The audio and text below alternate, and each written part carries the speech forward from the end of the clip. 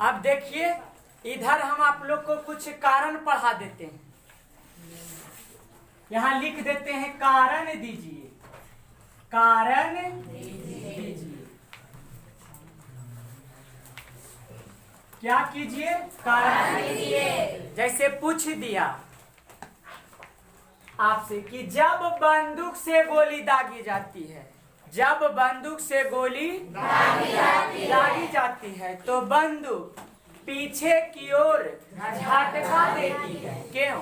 पीछे की ओर धक्का देती है। क्यों? बंदूक से जब गोली दागी जाती है तो बंदूक किस ओर झटका देती है? पीछे की ओर। तो वैज्ञानिक इस सब समझ के बनाया है। आप लोग को आगे पढ़ावेंगे संवेग संरक्षण का सिद्धांत, संवेग संरक्षण का सिद्धांत। तो उसमें पढ़ावेंगे कि किसी वस्तु के टक्कर के पहले और टक्कर के बाद कुल संवेग नियत होता है। तो इसी सिद्धांत पर बंदूक का वजन बढ़ा दिया और गोली का वजन कम कर दिया, परिवर्तन उतना ही होगा। समझ रहे हैं ना? संवेग में परिवर्तन टक्कर के पहले और टक्कर के बाद दोनों सेम रहेगा। संवेग बता देंगे। संवेग के परिवर्तन में अगर जितना गोली के द्रव्यमान रहे और उतना ही द्रव्यमान वाला अगर बंदूक रहे तो समझ रहे हैं, ये इतनी गोली कलम जैसा एगो हम गोली बना दिए आ इतनी गो बंदूक, आ ऐसा बंदूक से वो गोली छोड़िएगा ना तो 2 मर्डर होगा। एगो तो आगे वाला मरेगा, एगो पीछे वाला मरेगा। जब बंदूक से गोली दागी जाती है तो जितना वेग से गोली जाएगा, जितना वेग से गोली आगे जाएगा ना उतना ही वेग से बंदूक भी पीछे की ओर बल लगाएगा और द्रव्यमान दोनों का सेम रहेगा, जिसके कारण उसका वेग और इसका वेग दोनों क्या हो जाएगा? सेम। अब पीछे की ओर धक्का देगा ऐसा से कि पार ले दे ले पार कर देगा। लेकिन बंदूक का वजन गोली के वजन से क्या रहता है? अधिक रहता है। इसलिए कि वेग तो झटका तो दोनों में समान है, जितना वेग से वो आगे गया उतना ही वेग से इधर आना चाहेगा, लेकिन इसका द्रव्यमान अधिक रहने के कारण वेग क्या हो जाता है? घट जाता है। संवेग दोनों में उतनी है, लेकिन द्रव्यमान ज्यादा तब वेग कम, और उसका द्रव्यमान है कम तब वेग कितना स्पीड में जाता है। गोली नहीं, गोला छोड़ने का रहे, बड़का गोला तब तोप का प्रयोग करते हैं। ऐसा नहीं ना होगा कि 9 किलो के गोली है और 6 किलो के बंदूक से छोड़ देंगे। अगर वैसा बंदूक रहेगा ना तो बंदूक चलावे वाला उड़े लगेगा। समझ रहे हैं ना? वो बंदूक चलावे वाला उड़े लगेगा। क्वेश्चन पूछेगा आपसे कि बताइए जी, आप पढ़े हैं न्यूटन के गति के तृतीय नियम, तो जब बंदूक से गोली दागी जाती है तो बंदूक पीछे की ओर झटका देती है। क्यों? काहे झटका देता है? तो सुनिए, देखिए ना, हम फिगर भी बना देते हैं डियर। आप लोग बंदूक देखबे किए होंगे आप लोग, एगो छोटकी हो एगो बड़की।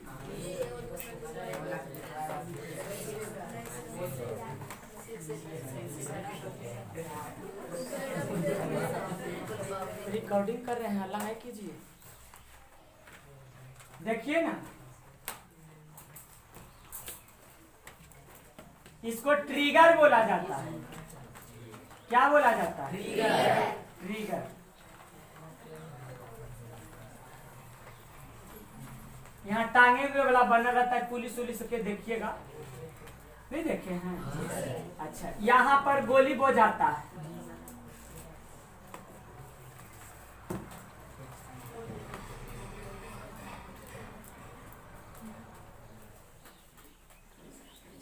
यहाँ पर गोली बो जाता है, ये गोली ही बंदूक जी,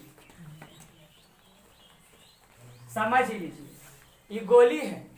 जब यहाँ से ट्रिगर दबाएंगे ना, ट्रिगर, तब बंदूक में एक पार्ट हिस्सा होता है, एक ऐसा भाग होता है कि जब इसको दबाइएगा तो गोलियां पर चोट मारेगा। गोली पर क्या मारेगा? चोट मारेगा। तब गोली पर जब चोट मारेगा ना, तब गोली के अंदर बारूद रहता है, छर्रा उरा रहता है, तो ये विस्फोट कर जाता है। चोट लगने से विस्फोट कर जाता है, आगे की ओर भागने लगता है। तो ये आगे की ओर बल लगाया कौन? बंदूक अगर आई ये बड़ा ट्रिगर नहीं दबाती थी, इस पर कोई बल लगाता? तब बंदूक गोली पर क्या लगाया? बल। किस ओर? आगे की ओर। तब गोली पर आगे की ओर लगा कौन बल?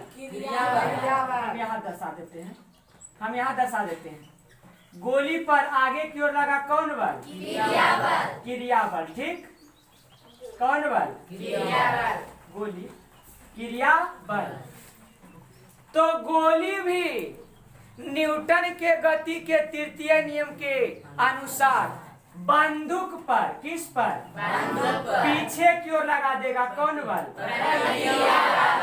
प्रतिक्रिया बल। पढ़ने के लिए है कि प्रत्येक क्रिया के बराबर एवं विपरीत प्रतिक्रिया होती है। तो पीछे की ओर बल लगा देगा तो जो बंदूक चला रहा है उसको झटका का महसूस हो, रे बंदूक झटका मारा, तो उसमें चलेगा। जे हाथ लूज करके मारेगा ना, उसको तो कवर बढ़ के पीछे फेंक देगा, पावर वाला बंदूक रहेगा। तो यही चलते बंदूक छोड़ने वाला व्यक्ति एकदम टाइट रखता है अपने हाथ को कि झटका भी मारे तो बैलेंस में रहे, अनबैलेंस होगा तो कवाड़े वाले पीछे, समझे ना? तो जब ये बंदूक है, बंदूक देखे ना आप लोग, छोड़े हैं भी? हाँ, एगो छोड़ रखी ना बंदूक। तो सुनिए, बस कुछ नहीं, रटना उटना नहीं, समय सीखना है बंधु जी। जब बंदूक से गोली दागी जाती है तो बंदूक द्वारा गोली पर आगे की ओर लगता है। तो न्यूटन के गति के तृतीय नियम के अनुसार गोली जितना बल से आगे जाएगा ना, उतनी बल से पीछे की ओर प्रतिक्रिया बल लगा देगा। किस पर? बंदूक पर। फिर से बोल देते हैं, जब बंदूक से गोली दागी जाती है तो बंदूक द्वारा गोली पर आगे की ओर क्रिया बल लगता है। तो न्यूटन के गति के तृतीय नियम के अनुसार गोली भी बंदूक पर पीछे की ओर प्रतिक्रिया बल लगाता है। तो इसी प्रतिक्रिया बल के कारण बंदूक पीछे की ओर झटका देती है। तो इसी प्रतिक्रिया बल के कारण बंदूक पीछे की ओर क्या देती है? झटका देती है। पढ़े लिखे से ये सब ज्ञान न होता है। फिर से एक बार बोल देते हैं, आपसे पूछे कोई क्वेश्चन कि जब बंदूक से गोली दागी जाती है तो बंदूक पीछे की ओर झटका देती है, क्यों? तो आंसर क्या लिखेंगे? जब बंदूक से गोली दागी जाती है तो बंदूक गोली पर आगे की ओर क्रिया बल लगाता है, उसको क्रिया बल बोलते हैं। तो गोली भी न्यूटन के गति के तृतीय नियम के अनुसार बंदूक पर पीछे की ओर कौन बल लगा देता है? और इसी प्रतिक्रिया बल के कारण बंदूक पीछे की ओर झटका देती है। समझ में आया? अब दूसरा क्वेश्चन पूछेगा आपसे, दिए दूसरा क्वेश्चन पूछेगा, जब कोई व्यक्ति नाव के किनारे से कूदता है, नाव के किनारा पर चढ़ल है, अब कूदेगा तो आगे की ओर ना कि पीछे की ओर? हाँ, उस अपवाद में का वो कूदता है। कितना तोरे से बोले से पहले ही बोल दे, कितना कहेगा कि नहीं पीछे के नहीं कूद सका है, तो एक वो कूदता है अपवाद में। स्टूडेंट को चोर होना नहीं चाहिए, लेकिन चोर है तो अपवादे में ना। जब कोई व्यक्ति नाव के किनारे से कूदता है तो नाव पीछे की ओर खिसक जाता है या हट जाता है, क्यों? कारण दीजिए, काहे हट जाता है? तो सुन लीजिए बढ़िया से। मान लिया जाए यहाँ पर नदी है, तालाब, कुछ भी सोच लीजिए, नदी है, नदी या तालाब, सोच लीजिए यहाँ पर नदी या क्या है? तालाब है। इसमें एक नाव लगा हुआ है,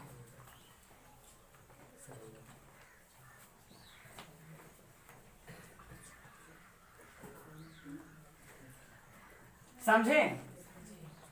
इस नाव के किनारे पर कोई व्यक्ति खड़ा हुआ है।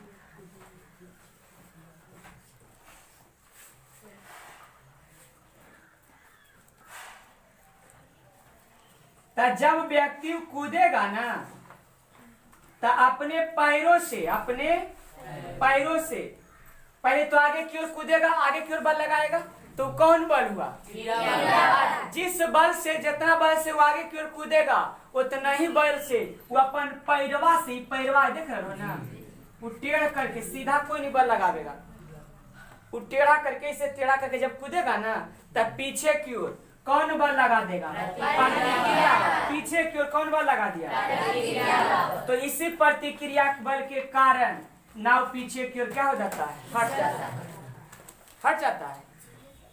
समझ रहे ना? पैर को अपने पैर को सीधा नहीं रखेगा, हल्का तिरछा, हल्का टेढ़ा कर देगा। समझ रहे ना? तो ये कूदेगा तो आगे की ओर बल लगाएगा, आप पैर से नाव पर पीछे की ओर बल लगावेगा, तो अपने कूद आगे की ओर तो क्रिया बल, आप पैर से लगाया किस ओर बल? तो कौन बल? वही प्रतिक्रिया, उसी प्रतिक्रिया बल के कारण नाव पीछे की ओर क्या हो जाता है? कूदता है आगे की ओर, तो कौन बल लगाता है? क्रिया बल। कौन बल? आप पीछे की ओर पैर से अपना बल लगाया तो कौन बल? प्रतिक्रिया। इसी प्रतिक्रिया बल के कारण नाव पीछे की ओर हट जाता है, खिसक जाता है। तो यही आंसर में लिखेंगे, जब कोई व्यक्ति नाव के किनारे से कूदता है तो नाव पीछे की ओर खिसक जाता है। क्यों? आंसर में लिखेंगे कि जब कोई व्यक्ति नाव के किनारे से आगे की ओर कूदता है तो आगे की ओर कूदता है तो आगे की ओर क्रिया बल लगाता है। कौन बल? आगे की ओर कौन बल लगाता है? लेकिन कूदते समय न्यूटन के गति के तृतीय नियम के अनुसार अपने पैरों से नाव पर पीछे की ओर कौन बल लगा देता है? प्रतिक्रिया बल लगाता है। तो इसी प्रतिक्रिया बल के कारण नाव पीछे की ओर खिसक जाता है। तो इसी प्रतिक्रिया बल के कारण नाव पीछे की ओर खिसक जाता है।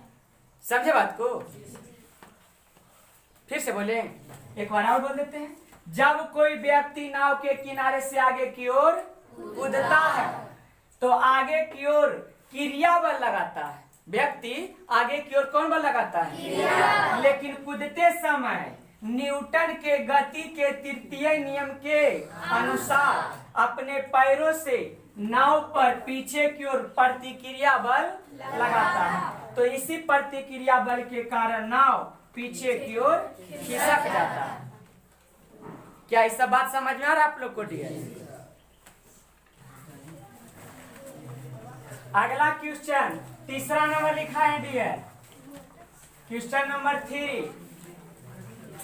समझिए आप लोग बढ़िया से, गप मत करिएगा, ध्यान दीजिए। कुएं से पानी भरते समय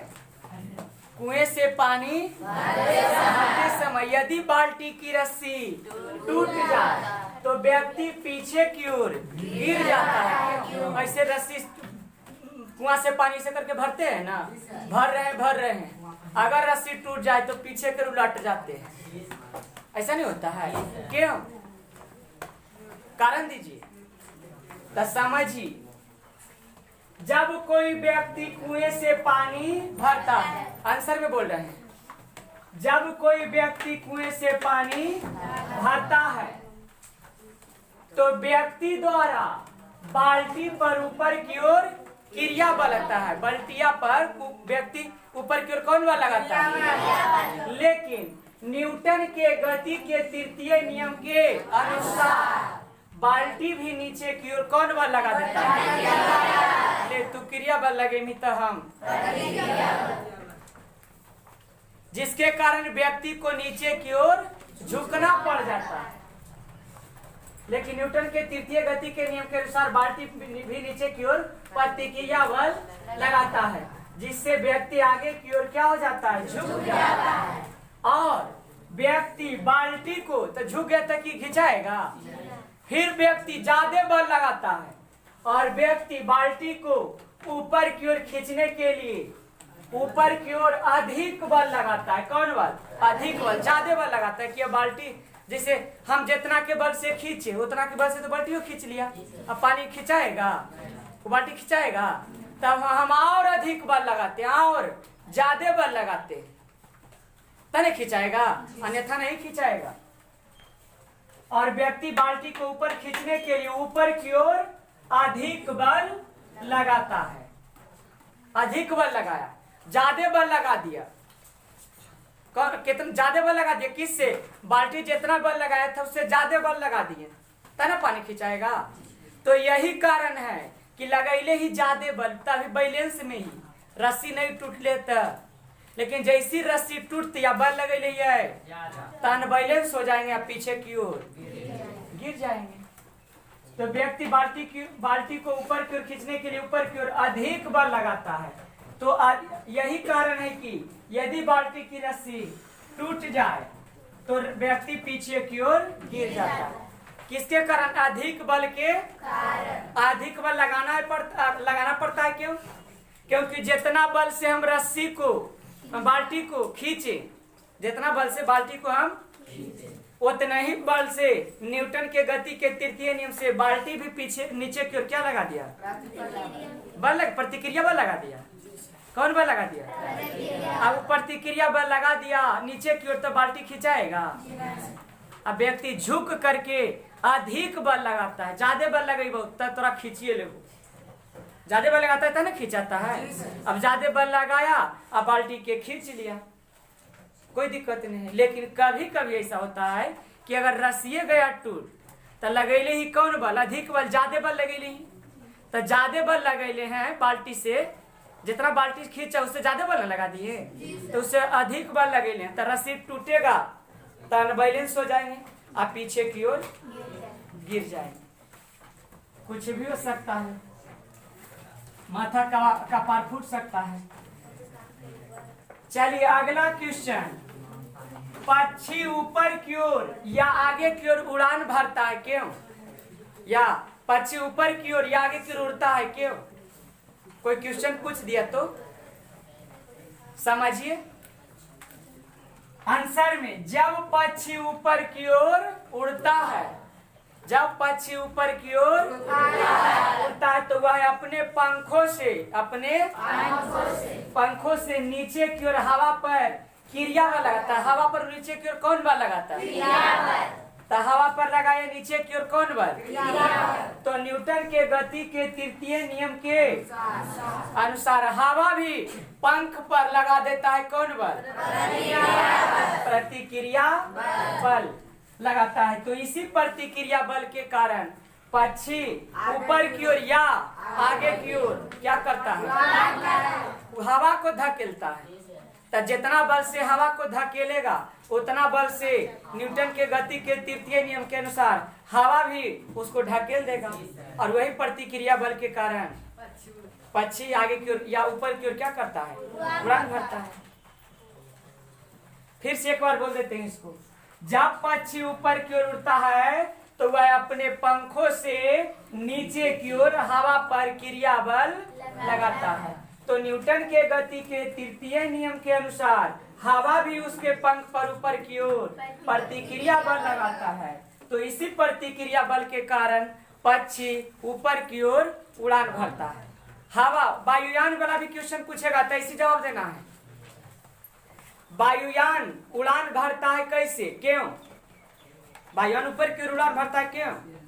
तो जब वायुयान का पंखा या डायना घूमता है, पंखा लगल है, तो वह हवा पर नीचे की ओर बल क्रिया बल लगाता है। हवा पर नीचे की ओर तो हवा भी पंखा पर ऊपर की ओर उतना ही कौन बल लगा देता है? न्यूटन के गति के तृतीय नियम के अनुसार। तो इसी प्रतिक्रिया बल के कारण वायुयान क्या करता है? उड़ान भरता है। तब पक्षी वाला पूछे चाहे वायुयान वाला, एगो पूछ सकता है रॉकेट ऊपर की ओर उड़ान भरता है क्यों? तो रॉकेट में बताइए, सब में संरक्षण सिद्धांत वाला में बतावेंगे, ठीक ना। रॉकेट आप लोग देखे होंगे, आप लोग को तो रॉकेट कल भी दिखाए हैं, हमारी सभी रॉकेट उड़ावे। ये रॉकेट में लिखल रहेगा इंडिया, ऐसे लिखा रहता है। इस संवेग संरक्षण के सिद्धांत पर उड़ता है, संवेग संरक्षण के सिद्धांत पर कार्य करता है। बतावे उसी में ही बतावेंगे इसका आंसर बा, ठीक ना। समझिए समझिए ना आप लोग। फिर अगला क्वेश्चन लिखा है 5वां नंबर, क्वेश्चन 5। प्रत्येक क्रिया के बराबर एवं विपरीत प्रतिक्रिया होती है, फिर भी घोड़ा गाड़ी को खींच लेता है, क्यों? काहे खींच लेता है? तो सुनिए, पहले सिखाते हैं जरीसा, बंधु, ध्यान दीजिए आप लोग।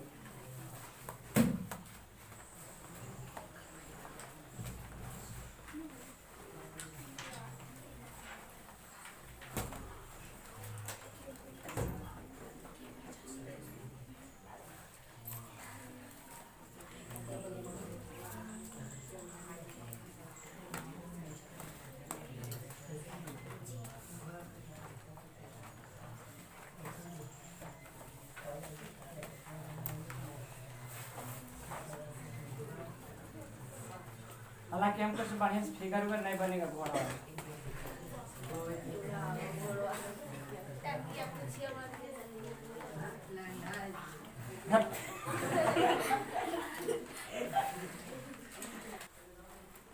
चलिए, नहीं बनावे आता है, ध्यान दीजिए ना। आप लोग को बनावे आता है, बनाइए बढ़िया से। मान लेते हैं घोड़ा है,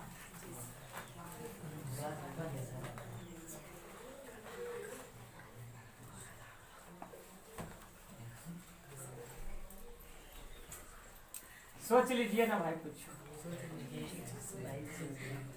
बढ़िया से नहीं बनाने आए। चल यहाँ से लगाम उगाम लगा दिए, इधर टमटम दे देते।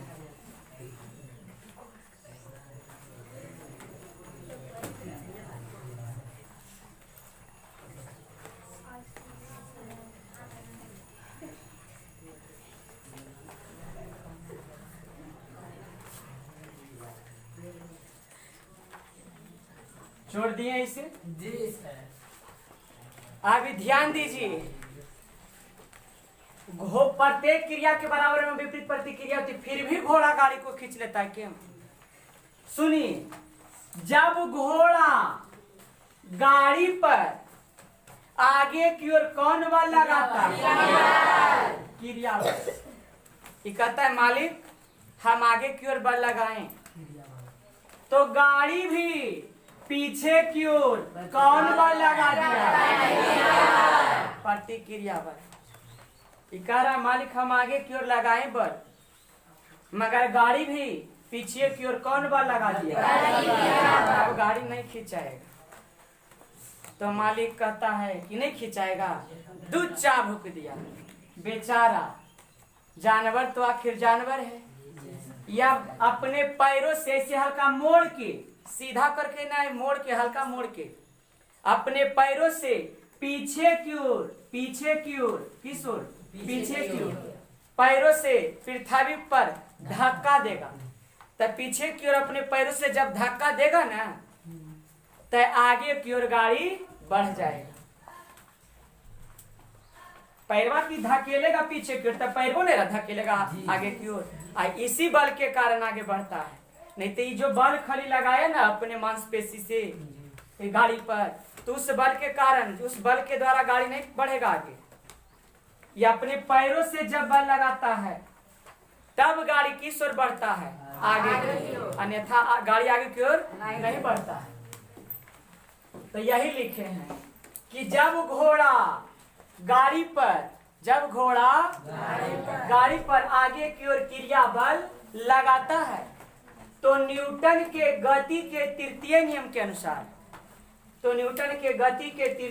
के अनुसार गाड़ी भी पीछे की ओर घोड़ा पर उतना ही प्रतिक्रिया बल लगाता है, जिससे बल संतुलित हो जाता है। संतुलित मैंने समझ रहे ना आगे बढ़ेगा गाड़ी ना पीछे। सही बात, नहीं बढ़ेगा। फिर भी घोड़ा पृथ्वी को अपने पैरों से पीछे की ओर धक्का देती है, जिसके कारण गाड़ी आगे की ओर बढ़ने लगता है। तो यही कारण है कि वो अपने पैर से जो धक्का दिया, यही कारण है में। तो यही कारण है कि प्रत्येक क्रिया के बराबर एवं विपरीत प्रतिक्रिया होती है, फिर भी घोड़ा गाड़ी को खींच लेता है। फिर भी घोड़ा गाड़ी को क्या कर लेता है? खींच लेता है। फिर से जब घोड़ा गाड़ी पर आगे की ओर बल लगाता है तो गाड़ी भी घोड़ा पर पीछे की ओर उतना ही प्रतिक्रिया बल लगा देता है, न्यूटन के गति के तृतीय नियम के अनुसार, जिससे बल क्या हो जाता है? संतुलित। फिर भी बाज नहीं आता है। जब मालिक दूध चाबुक दे देता है ना तो कहता है कि हट रुक, बढ़ाइए कर रहो। फिर भी घोड़ा पृथ्वी को अपने पैरों से पीछे की ओर धक्का देता है, जिससे के कारण आगे की ओर बढ़ जाता है। तो यही कारण है कि प्रत्येक क्रिया के बराबर एवं विपरीत कर प्रतिक्रिया होती है, फिर भी घोड़ा गाड़ी को खींच लेता है। बात समझ में आ रहा है कि दिक्कत? आप लोग गेंद देखें, गेंद को पटकिए ना इससे कस के तो ऊपर की ओर उछल जाता है। क्यों? बोलिए क्यों? ये सब न्यूटन महाराज के देन, न्यूटन के गति के तृतीय नियम के अनुसार। जब गेंद को हम पटकते हैं तो जितना बल से पटकते हैं ना, उतना जितना बल से पृथ्वी पर बल गेंद लगाता है। जैसे देखिए गेंद जब गिरता है ना पृथ्वी पर तो वो हल्का पुचक जाता है, दब जाता है। तब दबेगा, वो बल से दबा, पृथ्वी उस पर बल लगा दिया, तो जिस बल से गेंद दबा उतना ही बल से गेंद भी पृथ्वी पर बल लगा देता है। और यही कारण है कि गेंद ऊपर की ओर उछल जाता है, न्यूटन के गति के तृतीय नियम के अनुसार। एक टेबल पर आप किताब भी रख देते हैं तो यह भी बल लगेले रहता है, समझ रहे हैं ना? गिरता है नहीं, किसके कारण? न्यूटन के गति के तृतीय नियम के कारण, समझ रहे हैं? किताब टेबल पर नीचे की ओर बल लगेले है तो टेबल भी किताब पर ऊपर की ओर उतना ही बल लगेले। ज्यादा बल लगेगा तो किताबा फेंका जाएगा। अच्छा ये किताबा टेबल पर बल लगा देगा ज्यादा तो नीचे चलावेगा, टूट जाएगा। तो ये सब न्यूटन के गति के तृतीय नियम समझ में आया? बोले चलिए अब आगे लिखाएंगे संवेग संरक्षण सिद्धांत को लिखिए। संवेग संरक्षण सिद्धांत को लिखें। संवेग संरक्षण का सिद्धांत क्या है? तब पहले आप लोग संवेग समझिए। संवेग आप लोग को बता दिए। संवेग का मतलब चोट, नहीं बताए थे? पिटाई। संवेग मैंने समझाए हैं किसी वस्तु के द्रव्यमान एवं उसके वेग के गुणनफल को क्या कहते हैं? कोई वस्तु ले हैं तो इसमें द्रव्यमान है, इसमें खाली वेग दे दे तो क्या कहेंगे? द्रव्यमान है और उसमें वेग दे दीजिए तो क्या कहलाएगा? किसी वस्तु के द्रव्यमान एवं उसके वेग के गुणनफल को संवेग कहते हैं। तो यहाँ पूछ रहा है आप लोग से कि संवेग संरक्षण सिद्धांत को लिखिए। तो आंसर में संवेग संरक्षण का सिद्धांत देकर के डैश दिए। किसी वस्तु के टक्कर के पहले, किसी वस्तु के टक्कर के पहले और टक्कर के बाद कुल संवेग क्या होता है? नियत होता है। नियत भी समान रहता है, मतलब नहीं बदलता। संरक्षण माने वही होता है। संरक्षण माने समझते हैं? नहीं बदलना, जितना पहले था उतना अभी भी है। संरक्षण माने यही समझते हैं। Law of conservation of momentum माने संवेग के संरक्षण, संवेग संरक्षण का सिद्धांत या संवेग संरक्षण के नियम। तो संवेग संरक्षण का सिद्धांत या नियम पूछे तो क्या बोलिएगा? किसी वस्तु के टक्कर के पहले और टक्कर के बाद कुल संवेग क्या होता है? नियत होता है। जैसे हम समझाते हैं कैसे नियत होता है। आप एक बैलून देखे ना, बैलून, आप एक बैलून ले लीजिए, देखिएगा, सब कल्पना करके दिया। आप एक बैलून ले लीजिए, समझ रहे हैं ना, इसमें एक पाइप लगा दीजिए, इसमें एक पाइप लगा लीजिए, ठीक ना। जब पाइप लगा दीजिएगा तो इससे हवा बाहर की ओर निकलेगा, और हवा बाहर की ओर निकलेगा, हवा बाहर की ओर निकलेगा तो समझ रहे हैं ये ऊपर की ओर उड़ान भरेगा, ऊपर की ओर जाएगा।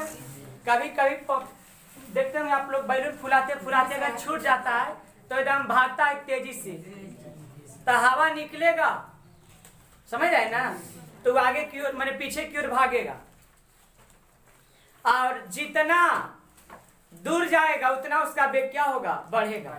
ऐसा क्यों होता है समझिए, संवेग संरक्षण सिद्धांत कहता है कि वस्तु है, इसका पहले द्रव्यमान था, कुछ द्रव्यमान माने पदार्थ की मात्रा इसमें कुछ है ये, तभी द्रव्यमान है, ज्यादा में हवा भरा लेता है, और इसका कुछ वेग मान लीजिए, मान लिया जाए शुरू में वेग कम है, शुरू में वेग, तो मान लिया जाए ये बैलून अभी 2 kg द्रव्यमान का, समझे ना बोलते हैं, इसका द्रव्यमान के kg, इसमें वेग है 2 मीटर प्रति सेकेंड, कितना 2 मीटर, तो इसका पूछेंगे संवेग कितना, तो संवेग होगा 2 दूना 4 kg मीटर प्रति सेकेंड, 4 kg मीटर। तो संवेग संरक्षण का सिद्धांत कहता है कि जितना संवेग अभी है उतना संवेग इसका बाद में भी होगा। वो कैसे, तो ध्यान दीजिए, संवेग अभी कितना है 4 kg मीटर प्रति सेकेंड। जब इसमें पाइप लगा दिए तो ऊपर की ओर उड़ान भरेगा, तब बताइए इसका द्रव्यमान घटेगा कि बढ़ेगा, द्रव्यमान, द्रव्यमान समझते पदार्थ की मात्रा है में जितना उतना रहते, घटेगा, तो द्रव्यमान मान लिया जाए कई केजी, तो इसका द्रव्यमान घटेगा, मान लिया जाए कई केजी होगा, तो जब द्रव्यमान घटेगा तो वेग, आप लोग बैलून देखिएगा, पीछे प्रयोग करके उड़ा के देखिएगा, जैसे जैसे ऊपर जाएगा वैसे वैसे इसका वेग, तब वेग हो जाएगा कितना केजी, 4 केजी, वेग ऑटोमेटिक कई केजी हो जाएगा, क्योंकि संवेग कितना केजी मीटर प्रति सेकेंड है, तो इधर भी संवेग रहना चाहिए 4 केजी मीटर प्रति सेकेंड। तो अगर द्रव्यमान हो जाएगा 1 केजी मीटर प्रति सेकेंड, 1 केजी, तो इसका वेग हो जाएगा 4 मीटर प्रति सेकेंड। अगर द्रव्यमान घटेगा तो वेग बढ़ेगा, अगर वेग घटेगा तो द्रव्यमान, लेकिन संवेग हमेशा क्या रहेगा, नियत, संवेग हमेशा क्या रहेगा, समझे बात को।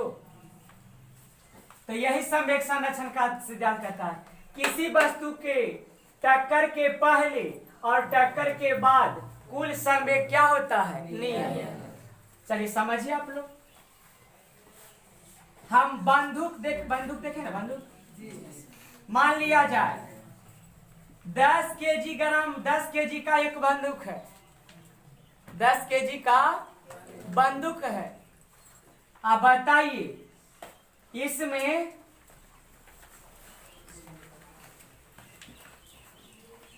इससे हम मान लिया जाए 50 ग्राम, कई ग्राम, 50 ग्राम का एक गोली छोड़ते हैं, तब गोली जाता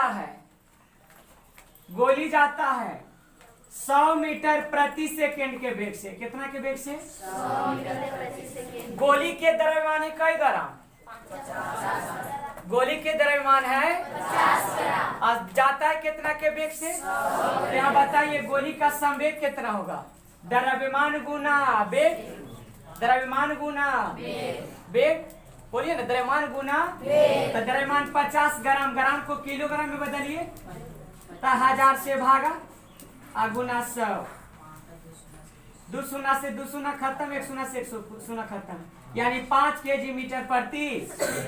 ये किसका संवेग आया, गोली का, किसका संवेग आया, गोली का। बताइए बंदूक का भी संवेग कितना रहना चाहिए,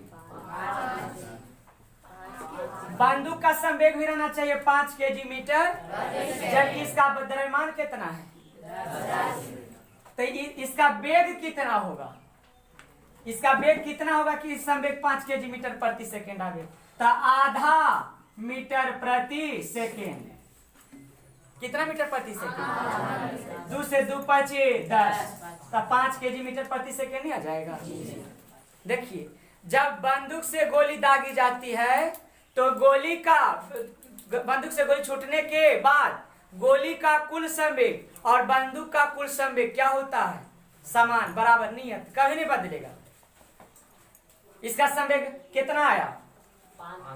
5 kg/मीटर प्रति सेकेंड। तो इसका भी संवेग कितना आया? द्रव्यमान है एकर ज्यादा तब वेग है कम, आ एकर द्रव्यमान है कम तब वेग है ज्यादा। यह चलते ना वैज्ञानिक की सब सोच समझ के बनाया कि दोनों के संवेग बराबर रहता है। अगर जितना गो गोली और उतनी गो बंदूक बनावेंगे तो इस सब के स्पीड से जाएगा तो हो। अगर इतनी गो रहते हैं 50 ग्राम के गोली है और 50 ग्राम के बंदूक से छोड़ती है तो इकाई के वेग से जीते हैं, गोलियां सब के वेग से, तब बंदूक कई के वेग से जीते हैं, पारे करिए देते हैं।